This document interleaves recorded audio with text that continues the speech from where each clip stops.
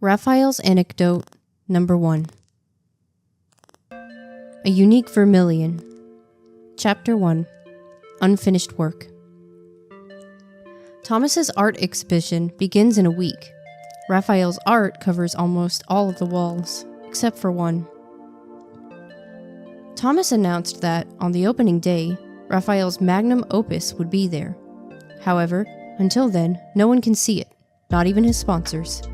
Of course, only Thomas knows that Raphael's magnum opus is still... He finally finds Raphael in the storage room after running around for a long time.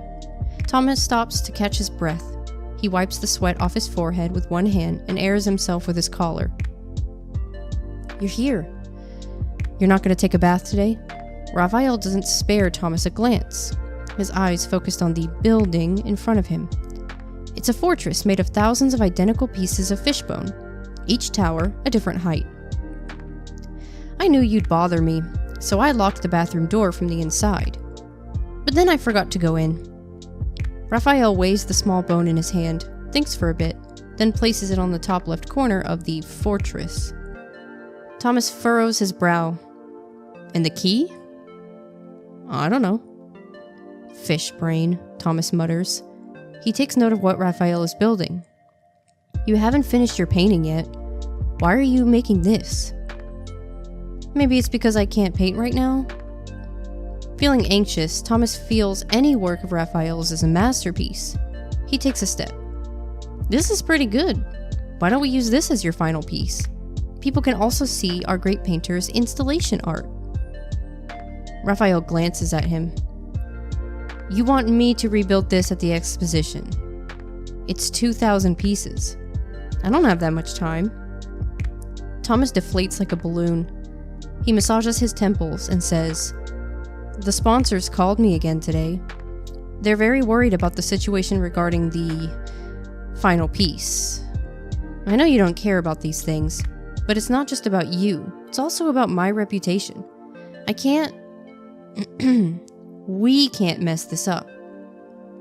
Raphael picks up a large fishbone, holds it in the air, and then puts it back on the table.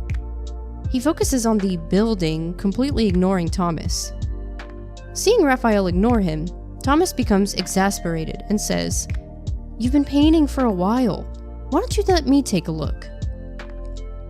Inside the studio, a painting as tall as the wall covered in wet paint, filling the air with the smell of minerals. Thomas fancies himself as someone who understands art, but if he's being honest with himself, he can't tell what's missing from this piece. It's already good enough. Thomas snaps back from his daze and asks, "Isn't this already perfect?" "It's missing a color." Raphael massages his temples, looking distressed. "Without that, this painting isn't complete." "Is one color really important? It's already pretty stunning. Why don't we just display this first, then add the color after?" Thomas withdraws himself from the painting, his mind filled with many thoughts. "Paintings I haven't finished will never be released to the public." Raphael glances at Thomas's expression. "Don't even think about it. If you move this painting, I'll burn it." Thomas purses his lips. "You're a man of your word." "Fine. But there has to be a deadline. How about 2 days? Or 3? I can't give you any more than that." Closing his eyes, Raphael nods. Chapter 2. Missing Color. 3 days pass in the blink of an eye. Thomas still hasn't heard from Raphael. With no other alternatives, he returns to the island. On the beach not so far away, a thick branch dances across the sand. The man holding it up stands up from time to time to look at the drawing. "I've said it before and I'll say it again. Everything is ready. Why would I lie to you?" Thomas shifts his phone from left to right, then right to left. You know his temper. No one can see the painting until the opening of the exposition. You're all the same. Ending his call with the sponsor's manager, Thomas walks towards the man drawing on the beach. "It's been 3 days, Thomas says when he's close to Raphael. "Mr. Artist, we have 4 days left until the exposition.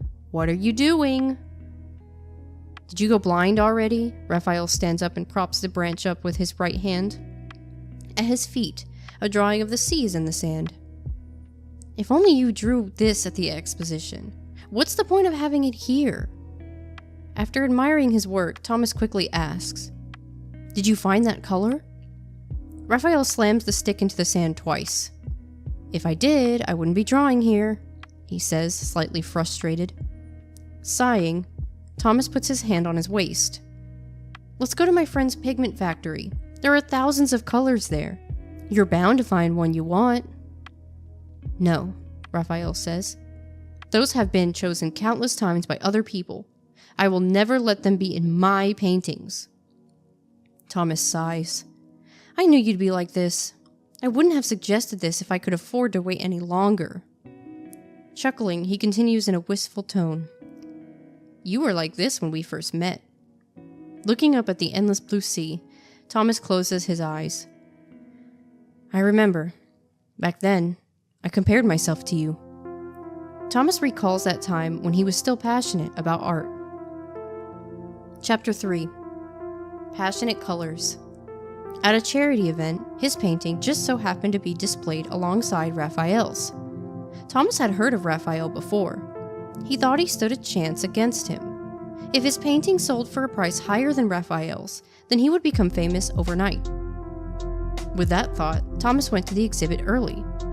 This time, their works were quite similar in tone. Comparing the two, he noticed Raphael's was more unique, yet he didn't want to admit it. Thomas always thought his work was better than everyone else's. But those who appreciated the two paintings only admired Raphael's and ignored Thomas's. Thomas reassured himself. These people only care about Raphael's name. They didn't know anything about the true meaning of art. Near the end of the exhibit, an old man approaches the paintings. Thomas recognized this old man as a famous art collector.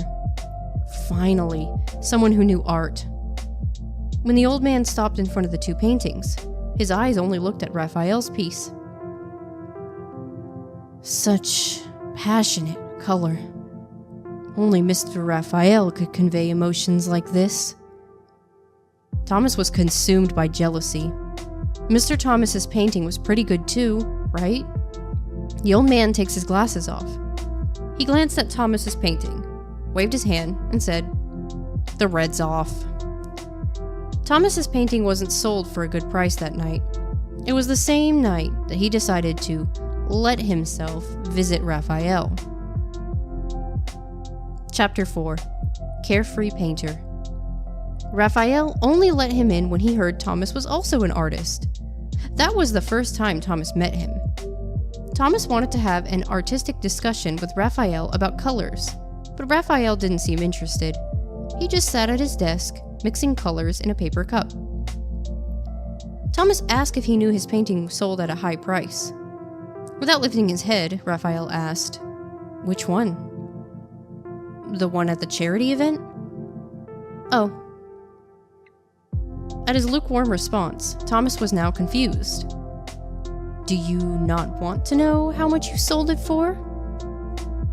"As long as it benefits the charity, I don't care how much money it makes," Raphael said. He mumbled about the painting lacking something. He picked up his brush and looked for some color on his palette. Recalling the old man's critique, Thomas asked, "What brand of paint do you use?" As if he had never heard of that word before, Raphael finally looked up at Thomas. "Brand?" Worried that Raphael wouldn't tell him, Thomas decided to lay out his choice of paints first. "Madeline? Bailey? Curio? Those are the brands I use. I'll trade some with you." Raphael stirred the contents of the paper cup with a small brush. It took him a while to say, "Thanks, but I can make it myself." Thomas took a deep breath. Is this the attitude of the famous artist? "How did you make the red in your painting then?" he asked.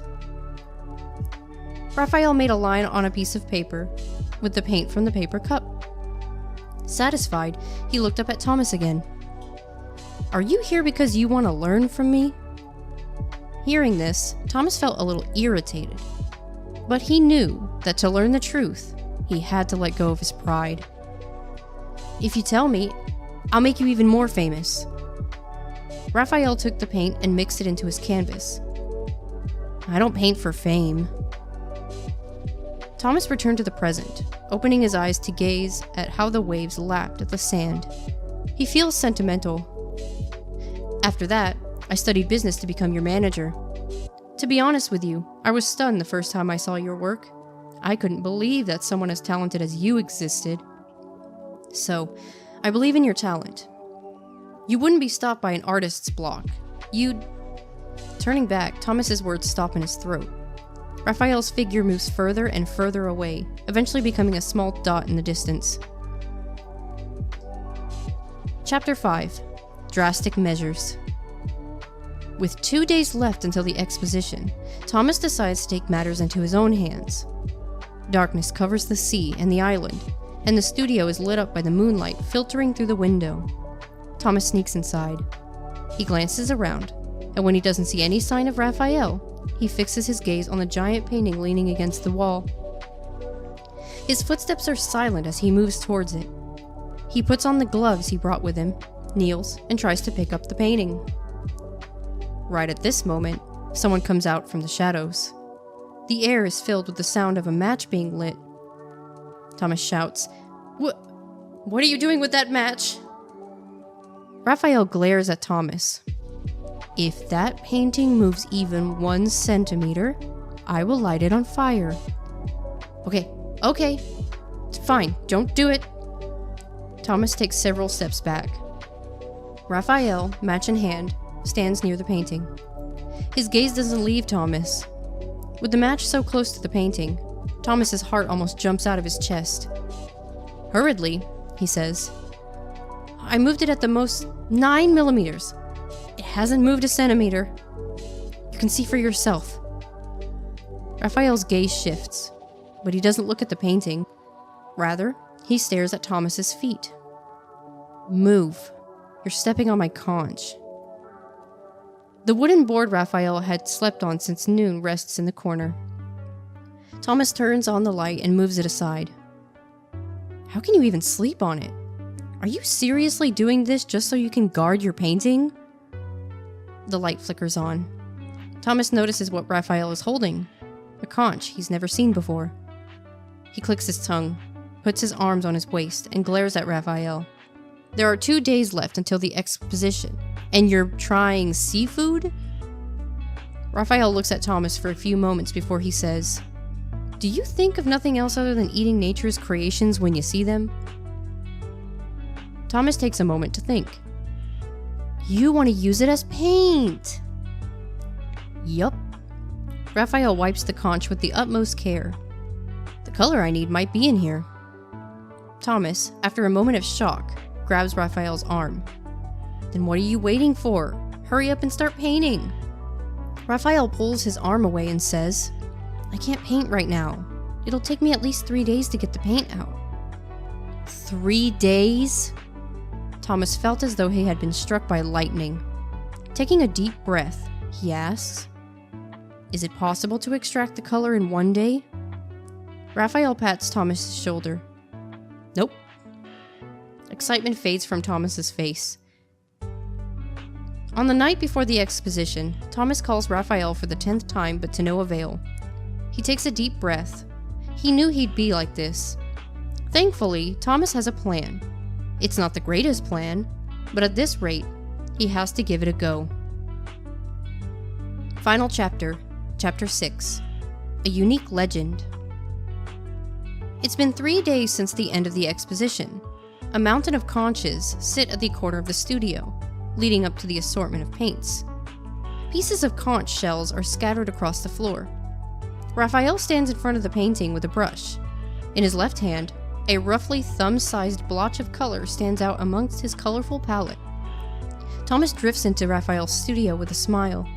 He sits at the coffee table and pours himself a cup of coffee. Glancing at Rafayel, he says, still smiling, "You don't need to keep painting. The exposition is over." Rafayel doesn't turn around. He drags his brush across the painting. "I hung a frame on the wall, gave it a strange name, and called it a day. Everyone who came said it was a pinnacle of art. Who knew that a magnum opus could be so easily replaced with a frame? Maybe I still have some artistic talent in me. Seeing Raphael ignoring him, Thomas's excitement fades. Putting down his coffee, Thomas goes up to Raphael and looks at the painting. There are a few more touches of reddish purple in Raphael's painting. It's the same bright color on his palette. Thomas furrows his brow. Is this the color you've been looking for? Yes, Raphael replies. Thomas takes a step back to take in the whole painting, then moves closer. I can't tell the difference between this and the claret violet from the other factories. Raphael looks at him, speechless. Thomas glances at the conch shells nearby and asks, "Did you extract the color from those?" "Yeah, it's called Tyrian purple. It took 10,000 conches to get 1 gram. It's a completely different color from claret violet. You can't tell the difference, Mr. Manager?" Thomas scratches his head. Tyrian purple. Right. I know. Decades of art history have long since faded from Thomas's mind, but he vaguely remembers that Tyrian purple is a shade more precious than gold, used only by ancient royal families. But this color isn't rare anymore, Thomas says. After all, technology is so advanced now. It is rare, though. Raphael dabs his paintbrush and paints another stroke onto the painting. Do you remember the vermilion you were looking for so many years ago? Thomas doesn't turn around. It's been so many years. I gave up looking for it. Besides, no matter how much I try, I could never mix a color as great as yours. He snorts.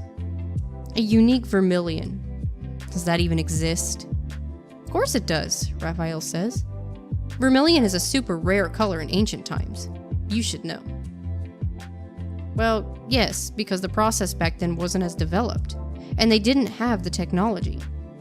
They could only use bugs to make that color, so they'd need to take into account the cost of catching them and storing the materials. It's a very expensive process, so of course, it was rare. Thomas continues to calculate the total cost. It being labor-intensive is one thing, but that's not the reason it's rare. Adding another stroke to the painting, Raphael continues. An insect can only give so much red to a painter's work. The vermilion nowadays can easily be synthesized with chemicals. Thomas doesn't understand Raphael's point. Isn't that great, though? More people can paint now. More paintings have the same pigment, made at some factory at the same time, with the same chemicals and formulas, Raphael says. No matter how much these people mix or tweak their pigments, they will always be confined to a set of rules. The color they make no longer comes from a unique bug, just like how claret violet doesn't come from a unique conch. With that, Thomas finally understands. The work of the painters in the days of yore are priceless because of the scarcity of their paintings. No one can reproduce their works, which makes them unique. There's nothing more precious than being a one-of-a-kind in this world. The same goes for color. With the last smear of Tyrian purple, Raphael puts away his brush and looks at Thomas. This is the unique color I found. Thomas is dumbfounded. He looks back at Raphael's painting. Tyrian purple and all, and it does seem a little different. Thomas can't tell exactly what had changed, but he knows this will be one of the most precious paintings in the world. A few months later, Raphael's painting is displayed in a grand exposition. A young and inspiring artist stands in front of the artwork and sneers. They say that the most fantastical part of this piece is the reddish purple, but I don't see the difference between this and the one I mixed with normal paints. After sending a businessman away with a smile, Thomas frowns. He walks up to the painter, straightens his posture, and says, "Let me tell you, sir. This painting before you, with that reddish purple, is painted by the one and only Mr. Rafayel. He extracted this unique color from 10,000 conches, completely different from the manufactured ones in your painting. That's what makes this shade fantastical, And that's one of the reasons why Mr. Rafayel is legendary. Rafayel's second anecdote, Addictive Pain. Chapter 1, Ignition. This year's summer in Lincoln City was tranquil. That is until one fateful night. A masterpiece named Illusion made a grand entrance and stirred up the art world. The name Rafayel surged like a tidal wave, striking the soul of every artist in Lincoln. His influence, just like his artwork, swiftly blazed through the entire art community. As the exposition ends, Rafayel is greeted by art world representatives from over a dozen media outlets outside the venue. Just as expected. Mr. Rafayel, we're from Face to Art. May we request a moment of your time for an interview? We promise it won't take long. Mr. Rafayel, may I ask you what motivated your sudden decision to return to your homeland? Some criticize your work as baseless fantasies and devoid of soul. What is your response to that? Rafayel maintains a slight smile, remaining silent and aloof. Contrary to his elegant demeanor, his red suit exudes a fiery passion, as intense as burning flames. Persistent reporters still try digging deeper, hoping to uncover secrets the public is even more curious about. Mr. Rafayel, would it be alright to ask where you come from? Some speculate that you're actually royalty from a certain maritime civilization. An island? Rafayel continues to walk, a faint smile playing on his lips. Atlantis, maybe? Your work does embody a certain romantic charm. This question is answered amid the laughter of the reporters. Before getting into the car, a crowd races to the roadside. A person asks, "One final question, Mr. Rafayel. Why did you choose to come to Lincoln City?"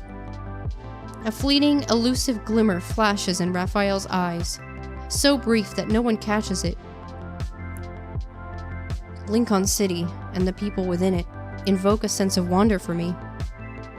Can you describe that feeling? With a momentary lapse in his aloof smile, Rafayel speaks earnestly. Like spice smeared on your hand, on the tip of your tongue. So it's a flavor. Is it? Rafayel steps into the car and shuts the door. He offers no clear answer to the rhetorical question, nor does he intend to get an answer. Only he knows it's not a matter of taste, but a sense of perception. An addictive, painful kind. Chapter 2, Another Disguise. The phone on the bedside table vibrates, waking Rafayel from his sleep in the hotel bed. Overnight, his inbox is flooded with a variety of invitations and visitation requests. Most of these are from various art organizations, media outlets, and individual artists. He scrolls down, flipping through the several pages before his finger abruptly stops. Shining a spotlight on Lincoln City's universities, interviews with student representatives from 34 different majors. The out-of-place headline instantly captures his attention. University. She should still be a college student. Someone forwarded this email to him. Rafayel taps on it and examines each photo. Before he finishes, he pauses.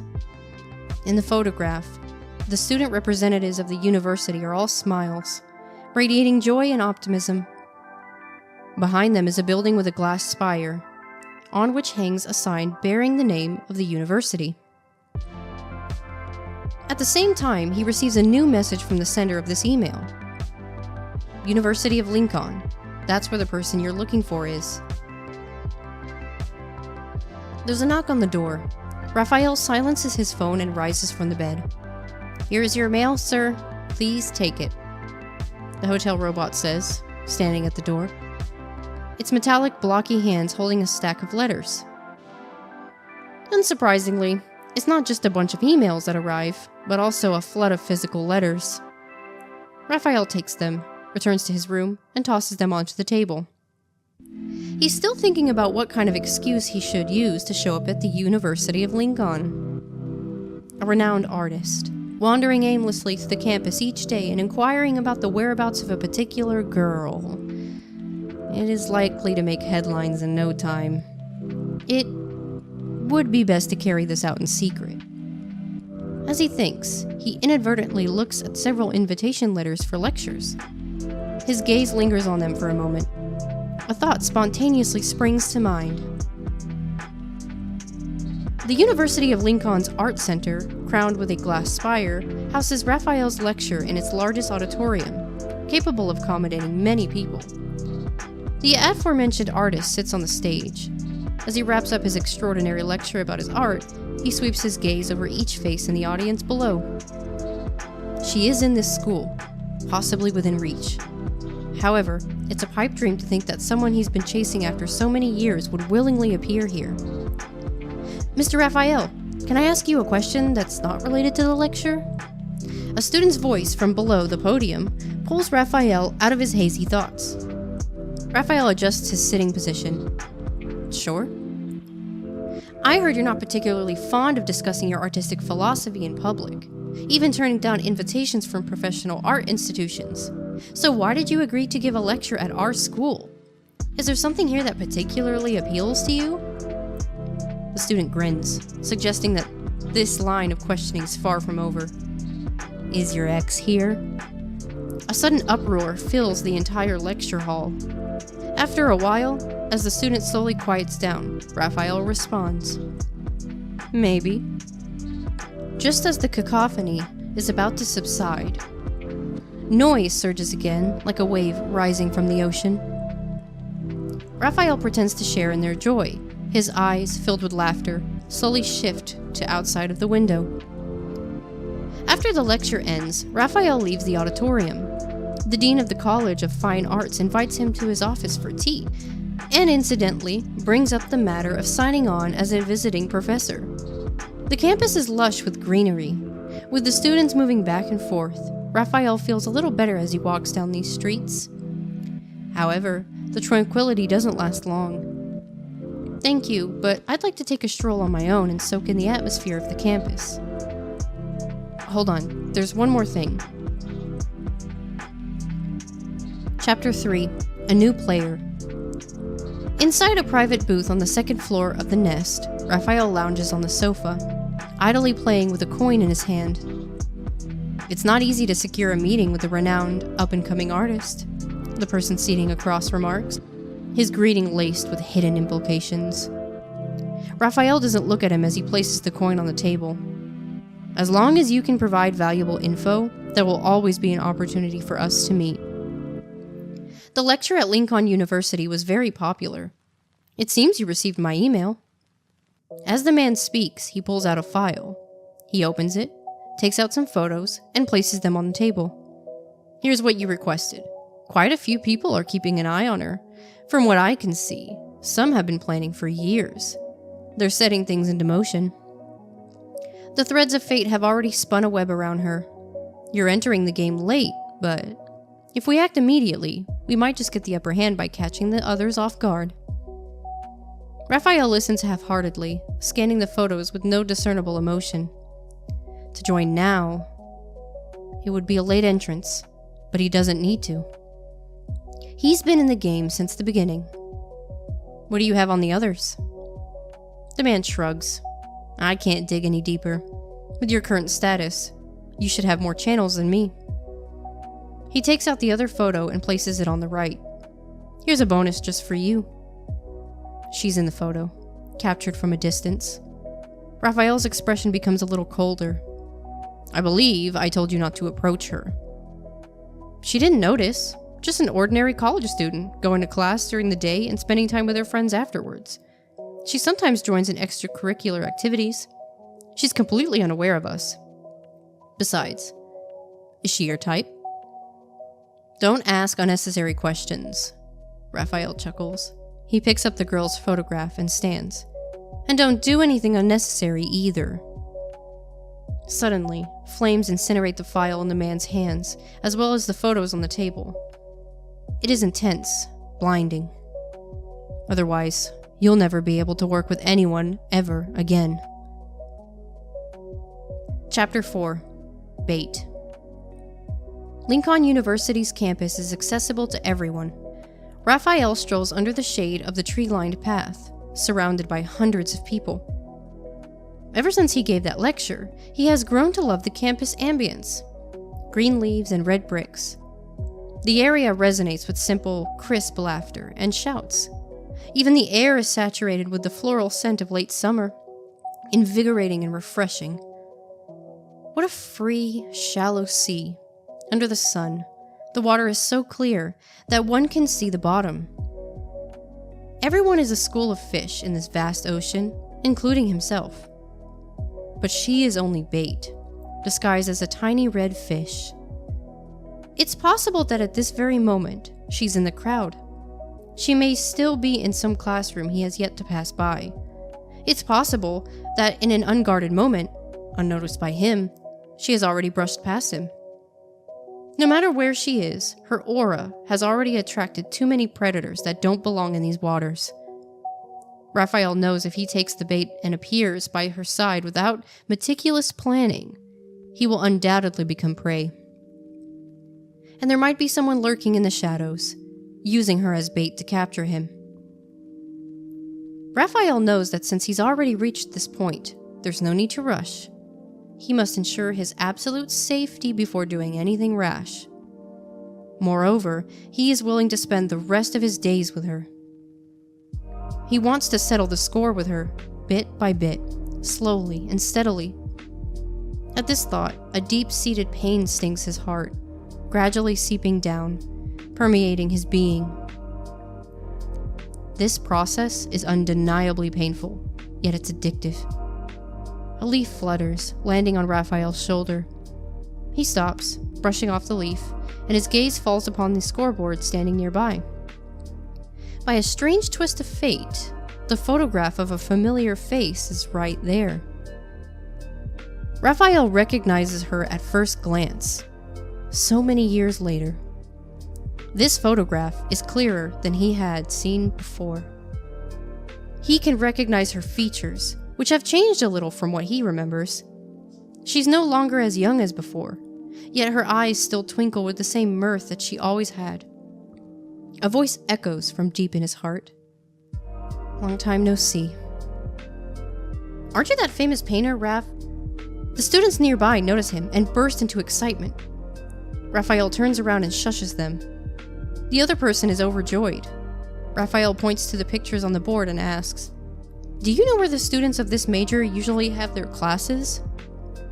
No one can resist helping a well-mannered, renowned person. There's no fixed classroom for lectures, but most students take their elective courses on the 5th floor. He points to the facility behind him. At that building over there. Rafayel looks at the building for a moment. His eyes shift to the floors. 1, 2, 3, 4. He's counting. He counts out 50 steps. In 50 steps, he will be that much closer to her. Thank you. Also, please don't mention this to anyone else. No problem. But does your... Sure. Rafayel says as he turns away from the bulletin board. But it loses its charm if you say it out loud. The more information he learns, the less hurried he feels. For each step they take, it will only take a few to reunite. Besides, he had taken the bait she used once before. Chapter 5. Unexpected Encounter. A week later, the dean's office. Fantastic. You will be our visiting professor for a year, Mr. Rafayel. The dean of the College of Fine Arts, satisfied, puts away the 2-page contract Rafayel signed in a file. I hope we will have a wonderful time working together. Rafayel decided to be a visiting professor. Sometimes, there's a unique pleasure in observing small fish swimming alone in a vast, unknown whirlpool. So, Mr. Rafayel, do you have any thoughts about the topic for the first lecture? He gives it some thought for a while. Grinning, he says, "Let's start with the history of art." As he speaks, Rafayel turns his gaze towards the window. Let me tell you a story. A chapter of art history that never made it into the textbooks. Soon, posters for the lecture series Lost Sea, Lemuria's Art and Civilization by Rafayel fill every corner of the campus. Inside the campus cafe, Rafayel is seated by the window. He's leafing through a slim book of colors. An almost empty cup of coffee is in front of him. The ancient civilization of Lemuria, a long subject long forgotten, has suddenly become a popular topic on the campus with the help of Rafayel. There's an empty table over here.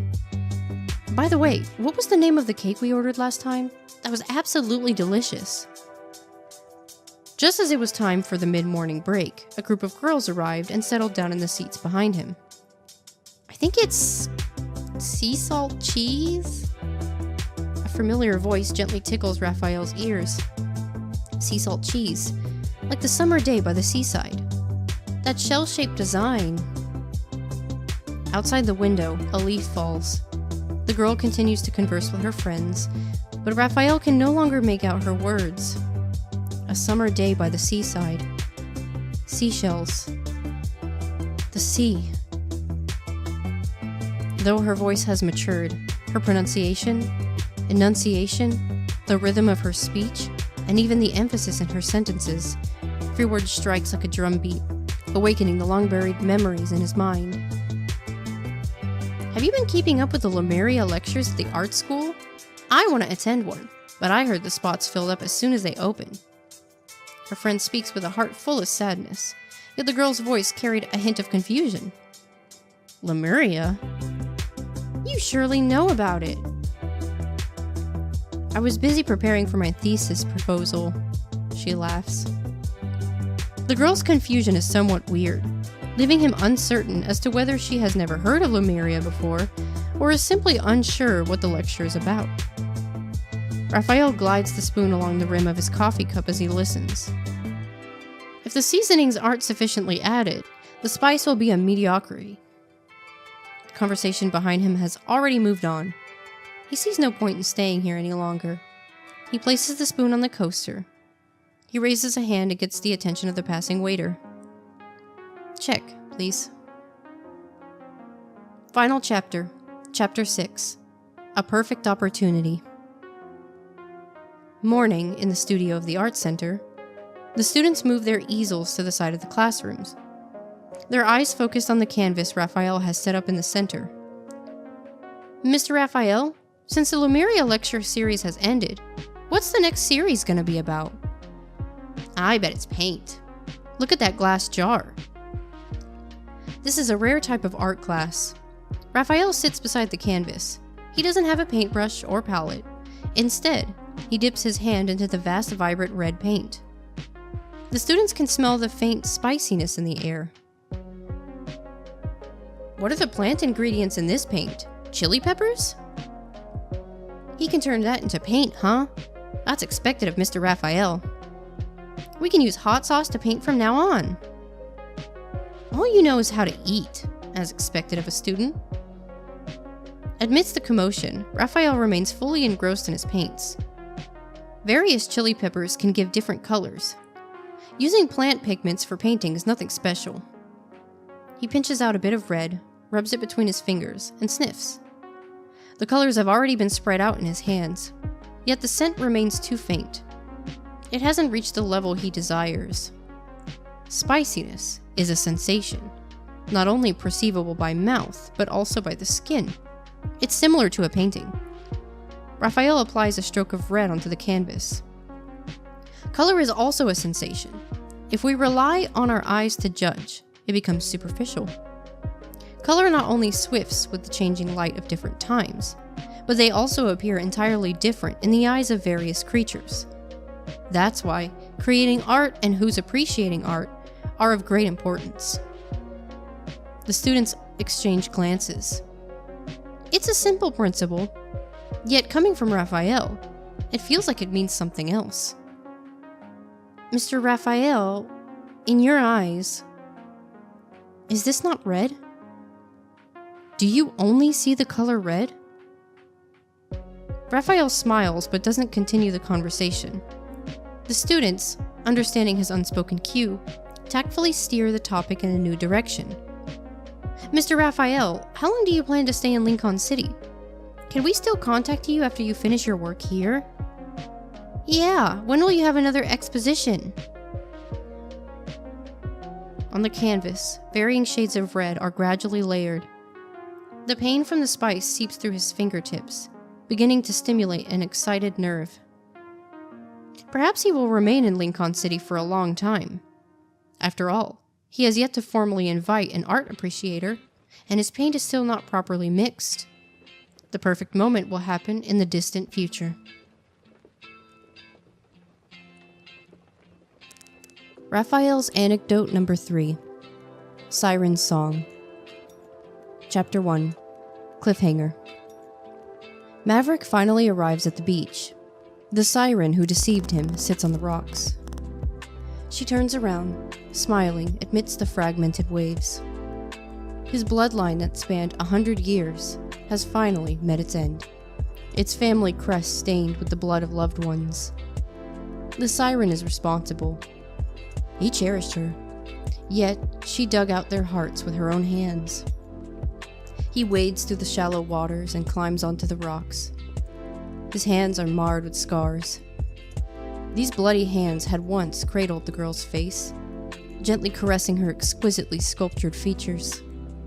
But her love is a web meticulously woven with lies. The seawater wets Maverick's clothes as he slowly opens his mouth, singing a melodious love song to his former lover. It is the song she once taught him, a siren's ballad. His voice fluctuates from deep below the waves to soaring high above the skies, from the sunset to moonrise, from high tide to low tide. He sings with such passion that even the siren is captivated by his enchanting voice.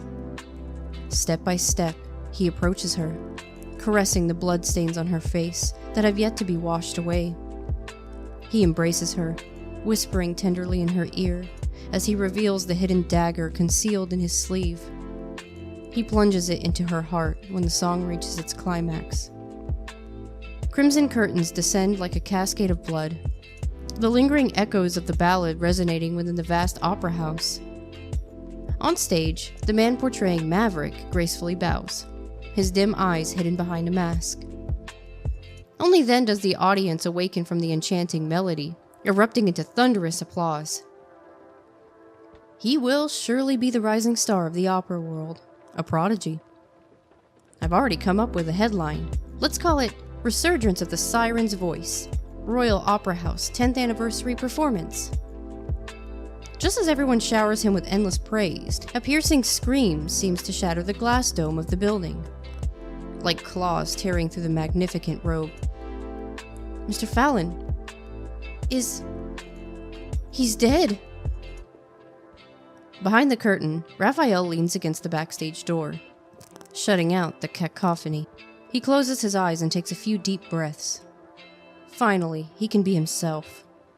A searing pain throbs in his throat, pulsating in tandem with his heartbeat, rapidly stimulating his nerves. As he touches his Adam's apple, he pulls out a new tie from his leather briefcase, the smooth satin intertwined between his fingers. The cool texture gradually envelops his neck. It's like sheathing a blade. The stage is adorned with a velvet carpet symbolizing the sea. His leather shoes step upon it, absorbing all the background noise. This performance is far from over. Attention please! Non-essential personnel, please evacuate immediately. As a renowned private detective from a prominent family-owned business, Luis also received an invitation to tonight's performance and is now pushing against the frantic crowd. He manages to calm himself and sneak through the stage entrance. He hides behind the stage lights behind the curtain, observing the situation. In the center of the VIP box, the deceased is now surrounded by barricade tape, still maintaining the seated position from when he watched the show. With his smile, he looks like the sculpture of a murder victim. Luis senses something breeze by him. Someone is walking on the stage, behind the curtain. He pulls back the curtain, but he only catches a glimpse of a person lowering the brim of their hat, disappearing through the exit. Chapter 2, Stage Manager. In the heart of Verona, Rafayel pushes open the cafe door. Before the tinkling of the wind chime fades, he heads straight to an empty table and takes a seat. A few high school girls dressed in uniforms sit by the window. You can always get the hottest gossip from girls around that age. Have you heard about what happened when they performed Siren's voice? A person enchanted by a siren's ballad will ultimately die with a smile. Mr. Fallon had no external injuries or signs of poisoning. The police haven't found any clues. Maybe that opera singer really is the god of the sea. He took his revenge. I heard his name is Rafayel swipes through the news on his phone. It overflows with reports about the performance and Mr. Fallon's unexpected death. As if not finding the news he wanted to see, he returns to the home screen. Rafayel sips his Americano. By the time the cup is half empty, he hears high heels clack against the floor, accompanied by the wind chimes. He doesn't look up. You're late. Again. Talia takes off her scarf and sits across from him. Be nice to your aunt. I rushed over as soon as the performance ended. Do I have to buy you a drink? Talia nods, as though it's a given. 1 velvet latte. Thanks. Seeing Rafayel remain unmoving, she taps the newspaper on the table a few times. I'm not a cheap voice teacher, you know. Rafayel turns around and orders the latte. He's about to hand it to Talia when his hand pauses. The stuff. Did you bring it? It's in my bag. She tries to take the drink, but Rafayel pulls it back. With no other choice, Talia takes out a stack of the documents from her bag and pushes them to the center of the table. Only then does Rafayel put down the latte. He starts flipping through the pages. Well, aren't you grumpy? Talia drinks the latte and watches Rafayel attentively read the documents. And after hesitating for a moment, wanting to fill the silence, she says, I watched your performance that day too. Rafayel doesn't look up. Yeah? Have you gotten used to Verona yet? It doesn't matter. I'm just here for now. His expression remains unfazed, but Talia notices him jotting down names with an intensity that makes his pen nearly pierce the paper. She wants to say more, yet struggles to find the right words. After that incident in Lemuria, Rafayel changed. Talia felt she could no longer recognize him. If the Rafayel of the past was a blazing flame, then the Rafayel now resembled a reef battered by relentless waves, outwardly cold and hard, yet riddled with cracks, vulnerable to crumbling from the next wave. Lost in thought, Talia realizes Rafayel has already stowed away the documents. He's putting on his suit jacket and getting ready to leave. She quickly grabs his wrist. Rafayel turns around. You got other leads? No, Talia says, shaking her head. There's an international art exposition in Verona next week. Rafayel's silent. She continues. I remember you used to like painting. I thought you might be interested. Rafayel remains quiet for a long time. Uncomfortable, Talia feels a stifling anxiety. I know you'll handle everything. I just hope you... Kay is dead. We held the sea moon ceremony for him last Saturday. Rafayel gazes out the window, looking at something in the distance. Talia springs to her feet. What? Not every Lemurian survivor can wait. He turns his face away, his eyes glimmering. Perhaps he's shedding tears, but Talia isn't sure. It would be the only info he exchanged for the day, and now it's Talia's turn to fall silent. What exactly is right? She doesn't know anymore. They only have each other as family now, yet at this moment, all she can do is watch through the window as Rafayel leaves, alone. Chapter 3. The Fourth Wall. People look out the cafe's window to see the street, while Louis looks into the cafe from the outside. Under the pressure from the public, the police hurriedly closes the case. They ruled the illness as a cause of death, but Mr. Fallon's family paid Louise several times the usual fee to continue the investigation. Louise recognizes the woman inside the cafe. With her hair adorned with a gilded hairpin, she's Talia, a renowned soprano. He had previously been commissioned to investigate her. Despite being a celebrity, there's not much information about her personal life. She has no known relatives or lovers either. What a surprising turn of events. Mr. Mo seems more intriguing than he had initially thought. Louise begins to look forward to a confrontation with him, and not just for the fee. As a detective, encountering a worthy adversary is always the most exhilarating part of the job. A mix of curiosity and admiration often transcends duty. As he muses, the man leaves the cafe. His demeanor is as nonchalant as ever. Louise's feet acts faster than his mind. He hurries after him, his hand instinctively reaching for the camera. He forgets for a moment that, as a private detective, remaining unseen is paramount. But as the man heads into an alley, he vanishes into the darkness. This is the second time Louise has missed him. Frustrated, he stops in his tracks. Suddenly, flames ignite from the end of the alley. Speak. Why are you following me?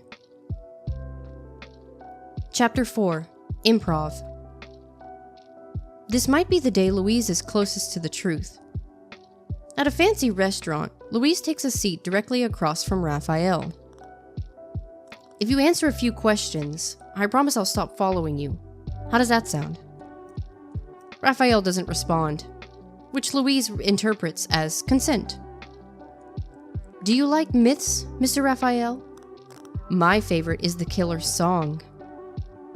How absurd. Realizing there's no juicy gossip, the mother and daughter at the table next over refocus their attention on the corn chowder in front of them. But I've heard it was altered over time, Louise murmurs. You must be familiar with the original story. Am I correct, Mr. Rafayel? Rafayel eats slowly, a knife in one hand and a fork in the other.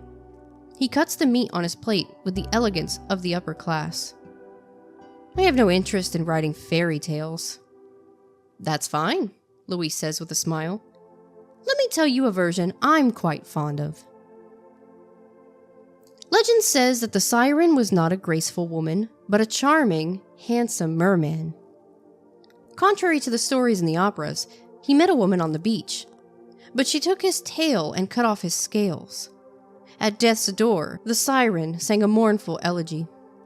Ultimately, the woman on the shore passed away with a smile as he sang. Rafayel takes a spoonful of soup. Cool. It's all he has to say after hearing the story. Naturally, Louise isn't content to leave it at that. I think this version is too plain, so I took the liberty of rewriting it. People lured by the siren's ballad don't die peacefully. Their smiles are just a mask bestowed by the siren. Instead, as they are near death, they witness bizarre visions as they're plunged into endless torment. A blue pattern, representing the siren, appears on their chest. It's a constant reminder of the sins they committed against the sea. What do you think? Very creative. Rafayel remains unimpressed. Thank you, Louise says. But Mr. Rafayel, do you really think the story is done? I added a bit. The siren returns to the sea, believing everything has ended. But he discovers his underwater kingdom has turned into ruins soaked in blood. His people have either vanished, turned into bloody foam, or were kidnapped. His homeland has turned into a silent, deserted city overnight. Oh, and as for the name of the underwater kingdom, Lemuria. Louise enthusiastically narrates his addendum of the story. At that moment, the chef serves them their meticulously plated final dish. A fish lying amidst white rosemary. Rafayel doesn't speak, chewing slowly. He stops for a while, seemingly savoring the flavor. What is it, Mr. Rafayel? There's bone. Luis pulls out an old document and pushes it towards Rafayel. It reads, "In 2034, an underwater city was unearthed in the ocean southeast of Lincoln City. It was confirmed to be the ruins of Lemuria, confirming Lemuria's existence. My story isn't just pure imagination. Any thoughts, Mr. Rafayel?" "Maybe you shouldn't be a private detective." Rafayel pushes the documents back. His aloof facade seems impenetrable. But Luis, still determined, tries one last time.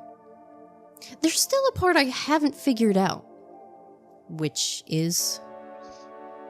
"When the siren returns to the beach, how does he exact his revenge on those responsible for Lemuria's destruction?"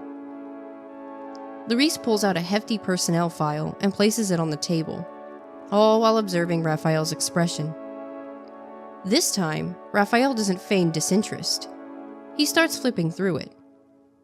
"I think he'd first learn from them." "Really?" Luis is taken aback. He fails to find any mistakes in this man. Other than Raphael's smile, nothing seems to be amiss. Despite that, he's even more perplexed by Raphael's response. He's got to study their wits and cruelty, you know? Rafayel stands up and departs, leaving only that statement behind. This is the third time. Luis feels like he's gotten a hold of something, yet still finds himself empty-handed. Chapter 5. A one-man show. The young boy sits alone in the middle of the coral reef, softly humming Siren's Ballad. Waves lap the shore, staining it dark red. The color blends almost seamlessly with the bloody setting sun in the distance. Those who deceived him have long since sailed away on their massive ships, laughing all the while. Siren's Ballad isn't a song of revenge. It's an elegy sung for Lemuria. Rafayel shakes the droplet of water from his hair. He feels like he's still underwater. The cries of his people echo in his ears, fizzing and crackling like a broken record that's being ground into pieces.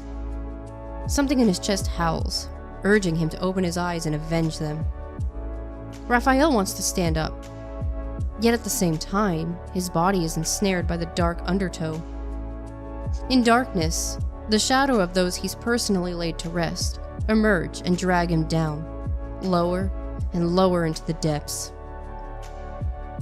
The bathtub's water is heavy, really heavy. Torn between various forces, it's as if he's being split in two. Don't be scared. Amidst the chaos, Rafayel hears his mother's voice. He remembers last Saturday.